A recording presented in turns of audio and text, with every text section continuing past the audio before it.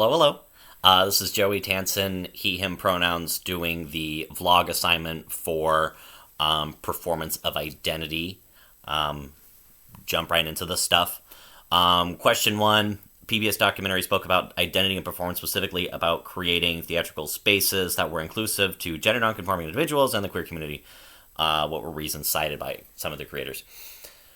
What stuck out to me, and I thought was a very interesting story that one of the creators shared, was growing up, he had heard this song on the radio, and in the song, the lyrics were about this young boy growing up in this town, and it was like a warning, like, hey, like that boy's got a little bit of a swish to him.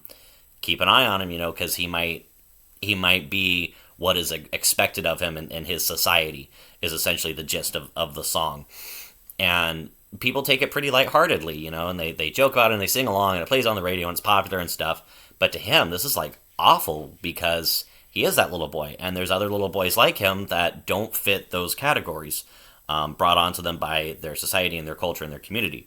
So this theater, this world has become a safe haven for them, as historically demonstrated.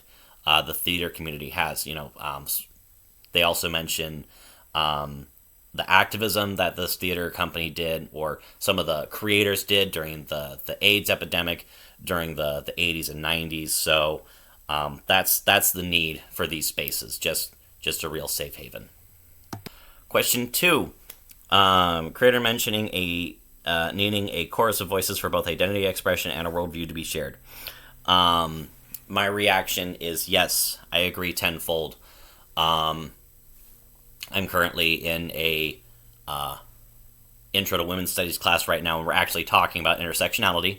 So I think this intersection of identity, of Latinx communities, and of gender expression, identity, and queer identities in general is great. And I think what that quote brought to mind was West Side Story, because West Side Story is, of course, a theatrical telling of Latinx people. It's been a long time since I've seen it, but I think they're Puerto Rican. But that was a musical that came out in the 50s, and it takes place in a different borough. Of course, this documentary takes place in the Bronx. West Side Story takes place in Manhattan. But I think when people think of Latinx representation in theater, that's what they first go to, is West Side Story, which is great by all means. But what the people of this theater world are doing is really broadening the scope of Latinx theater. So I thought that was really great and refreshing in terms of a chorus of voices. Adding more voices to that chorus is what I think this folks in this theater company are doing. And then question three, reactions to slave play.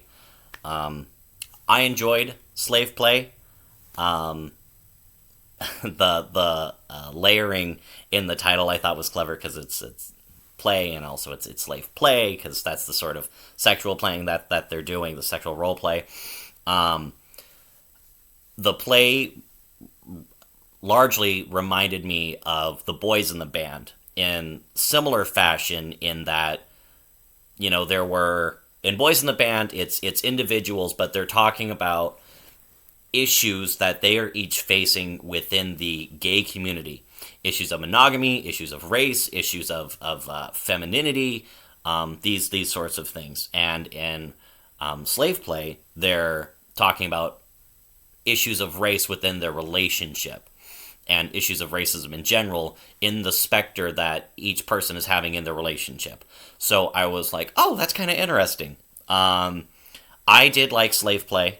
I could see how some people would be a little like, taken aback by it. And I was too. Like when, I don't remember her name, but when What's-Her-Name pulled out the dildo, I was like, wow, okay, things are happening. This is act one.